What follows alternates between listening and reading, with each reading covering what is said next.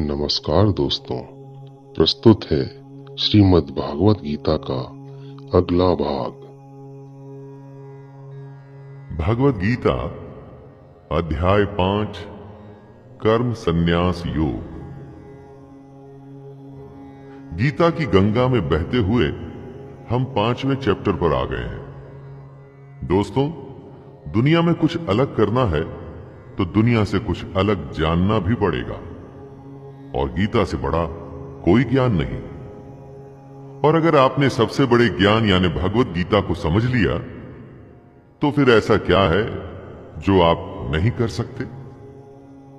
तो आइए प्रारंभ करते हैं भगवत गीता के अध्याय 5 कर्म संन्यास योग का। अर्जुन उवाच संन्यासं कर्मणां कृष्ण पुनर्योगं च शंससि यच्छ्रेय एतयोरेकं तन्मे ब्रूहि सुनिश्चितम्। अर्जुन बोले, हे कृष्ण, पहले तो आप कर्मों के संन्यास की बात करते हैं और साथ ही साथ में कर्मयोग की तारीफ भी करते हैं। प्रभु, आप सीधे सीधे जो मेरे लिए फायदेमंद है वो बताइए। दोस्तों, कहीं जाने के लिए जब आप रास्ता पूछते हैं और अगर आपको 2 रास्ते बताए जाएं तो आप कहते हैं, भाई जो रास्ता आसान है वो बताइए, जहां से मैं जल्दी अपनी मंजिल पर पहुंच सकूं। सीखने वाले को अधिकार होता है कि वो सिखाने वाले से कहे कि मुझे सही सिखाएं या सही प्रश्न का सही उत्तर बताएं। हम भी अर्जुन की तरह हमेशा ऐसी ही हालत में होते हैं दोस्तों, जहां हमें सही जवाब नहीं पता होता, और अर्जुन की तरह हमें भी जवाब पाने से कभी पीछे नहीं हटना चाहिए। श्री भगवानुवाच संन्यासः कर्मयोगश्च निःश्रेयस्करावुभौ तयोस्तु कर्म संन्यासात् कर्मयोगो विशिष्यते।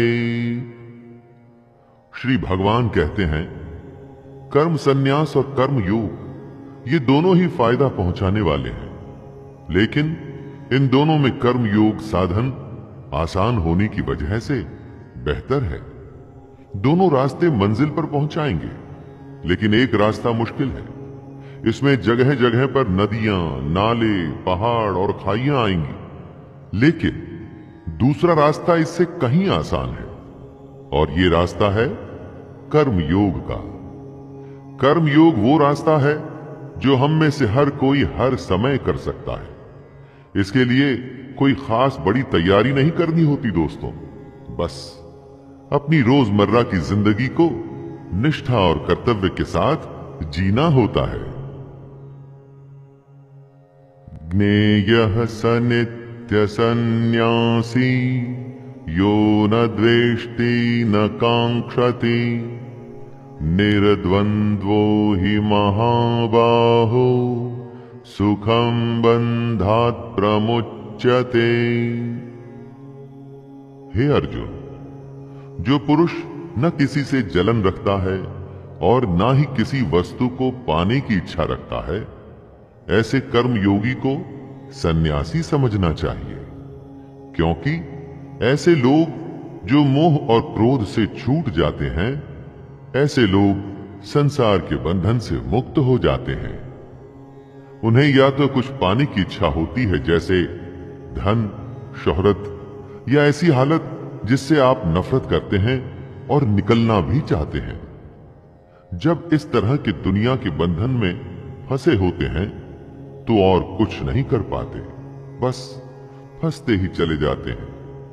लेकिन जैसा कृष्ण कह रहे हैं, अगर आप दोनों को छोड़ सकें, ना ही इच्छा हो और ना ही किसी के लिए नफरत, तो आप ऐसे कर्मयोगी हैं जिसको सच्चा सन्यासी माना जाएगा।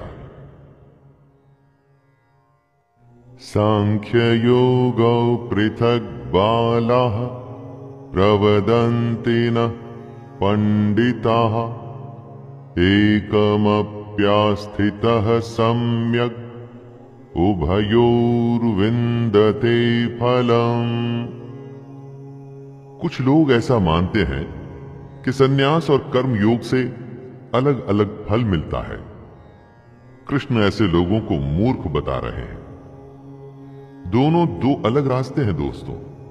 जिसकी डेस्टिनेशन है वो परमात्मा, जिसमें हमें एक दिन मिल जाना है।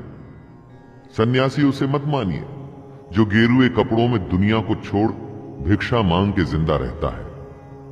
असली सन्यासी वो है जिसने अपनी फीलिंग्स पर विजय पाई है, जो अच्छे और बुरे को एक जैसा समझता है।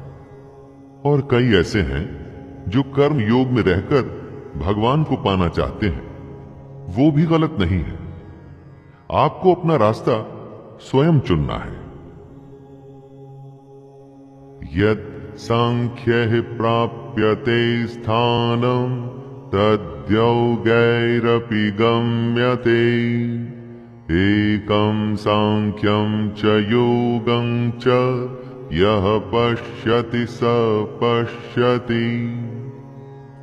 परम धाम यानी सदगति, फाइनल डेस्टिनेशन ज्ञान योगियों को भी प्राप्त होता है और कर्म योगियों को भी। इसलिए समझदार को ज्ञान योग और कर्म योग को एक ही समझना चाहिए। कृष्ण ये बात उनके लिए कह रहे हैं जो जगह जगह ज्ञान दिए फिरते हैं कि हर समय भगवान की पूजा करो और कोई काम मत करो। ये पाखंड है दोस्तों। जैसे ज्ञान योग एक रास्ता है, वैसे ही कर्म योग से भी आप मंजिल को पा सकते हैं। इसमें ध्यान देने की बात यह है कि कृष्ण कभी भी परिवार को छोड़ने की या अपने कर्तव्य को छोड़ने की बात नहीं करते। सन्न्यासस्तु महाबाहो दुःखमाप्तु मयोगतः योगयुक्तो मुनिर्ब्रह्म न चिरेणाधिगच्छति।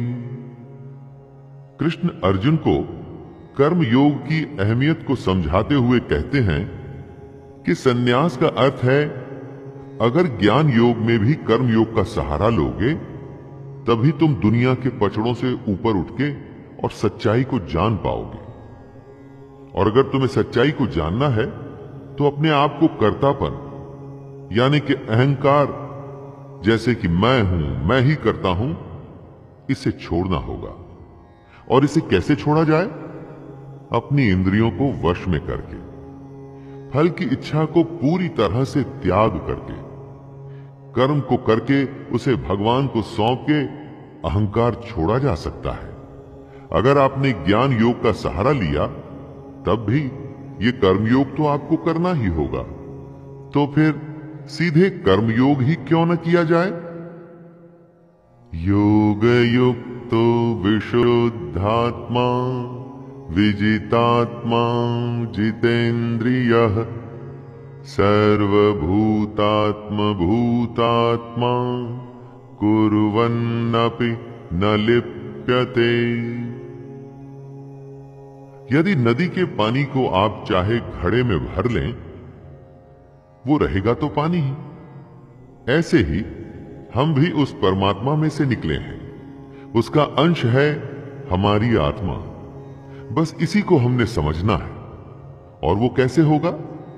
कृष्ण उत्तर देते हैं कि जिसका मन अपने वश में है, जिसने इंद्रियों को जीता है और जो अंदर से एकदम शुद्ध है, ऐसा कर्मयोगी कर्म करता हुआ भी कर्मों के चक्कर में नहीं पड़ता।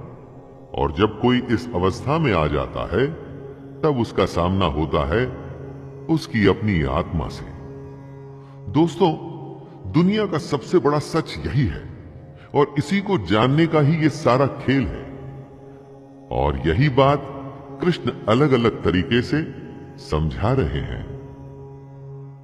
नैव किंचित करोमीति युक्तो मन्येत तत्त्ववित् पश्यन् शृण्वन् स्पृशन् जिघ्रन् नश्नन् गच्छन् स्वपन् श्वसन् प्रलपन् विसृजन् गृहन् नुन्मिषन् निमिषन्नपि इन्द्रियाणीन्द्रियार्थेषु वर्तन्त इति धारयन्।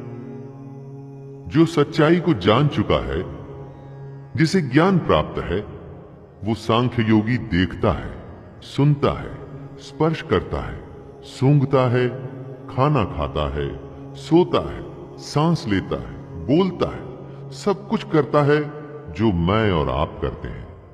लेकिन उस ज्ञानी और हम सब में एक बहुत बड़ा फर्क है दोस्तों। वो ये कि सब कुछ करते हुए भी वो जान रहा है कि ये वो नहीं, कोई और कर रहा है। वो खुद को इस सब को करने वाला नहीं मानता, वो इस सब के पीछे ईश्वर को मानता है।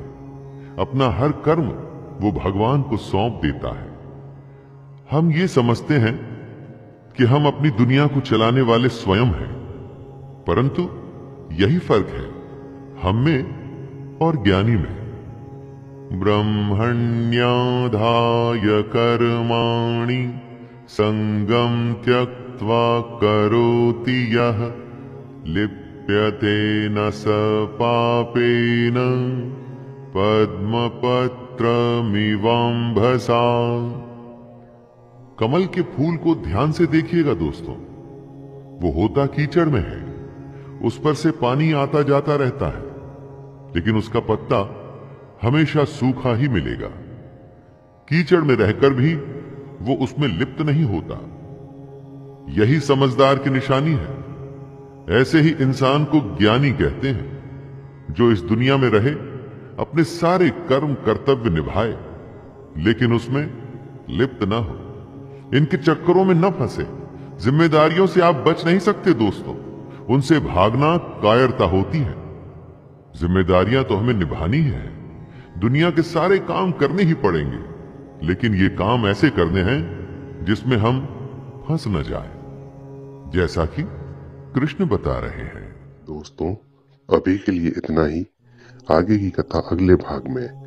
और दोस्तों, अगर आपको मेरा यह छोटा सा प्रयास पसंद आ रहा हो तो कृपया चैनल को सब्सक्राइब करें, वीडियो को लाइक करें और ज्यादा से ज्यादा शेयर करें। धन्यवाद। जय श्री कृष्ण।